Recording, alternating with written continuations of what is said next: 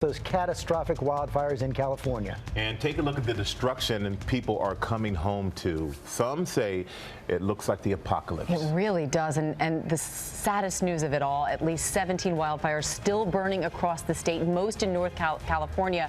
But a dangerous one also tearing through Anaheim. At least 17 people have been killed so far, and there are new mandatory evacuations issued for parts of Sonoma and Napa counties overnight. More than 2,000 structures, homes, hotels, wineries, all destroyed. And it's not just the flames that are so dangerous. Wind, smoke also causing emergencies. Our senior national correspondent Matt Gutman starts us off in the devastated town of Santa Rosa. Good morning, Matt.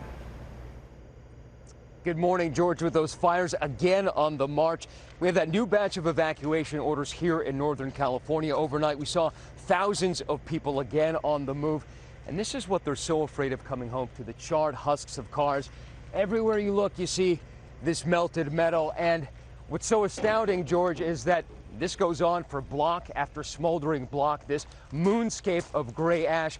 And in so many of these places, the only thing left standing are the chimneys. As firefighters continue to defend downtown Santa Rosa from the onslaught of flames from the ground and from the air, residents taking stock of all they have lost here in the heart of California wine country. A lot of people lost a lot of houses. We lost businesses, big buildings, small buildings. I feel for you. I apologize. It was a very difficult night. All around this morning, the haunting ruins of what was. Cars immolated. This vehicle melted into an aluminum puddle. Personally, I think it'll be one of the worst disasters in California history. The fire's now claiming at least 17 lives across the state. It's with sorrow that I tell you today that we have confirmed 2 fatalities, Charles and Sarah Rippey. The couple had been together for 75 years.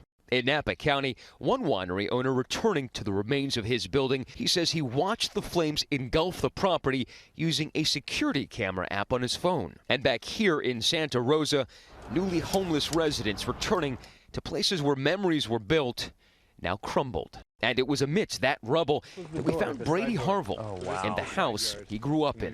What are you supposed to do? Yeah, everybody you've ever known, everybody I grew up with, everybody's house is gone. It's absolutely nuts. And in the Iraq war vet's palm, that sliver of steel. Your personal dog tags? Yeah, the ones I deployed with. They're like all burned up now. Wow. After I deployed, I gave them to my dad, and he had them hanging in his man cave. So out of an entire house and a lifetime of contents, this is the most important thing. Yeah, for me, yeah. Anyways, I spent 12 months of my life in Iraq wearing these things. It mean a lot to me. You got goosebumps right now. Yeah, I do. It's crazy. It's mind-blowing. According to officials, more than 180 people remain missing this morning. One of them had been Steve Liner. We met his brother Al, who was getting desperate. I mean, are you worried about him? Very. Yeah. Yeah. So we drove him in. Well, I've called him a number of times. I've gone up to the VA to see if he's checked in at the VA. I've gone on Facebook and posted some stuff on Facebook. Destruction everywhere, but not on his brother's street. Is that him? That's him. Man, I've been looking for 2 days for you guys. Now, officials expect that most of those missing people will be found, but not all of them. They do expect the death toll here to rise.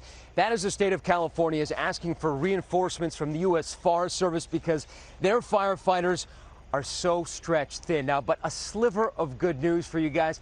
You remember Chris Pond? We found her in the rubble. She was digging through it the other day and looking for her wedding ring. She was crying hysterically. We were there for over an hour with her.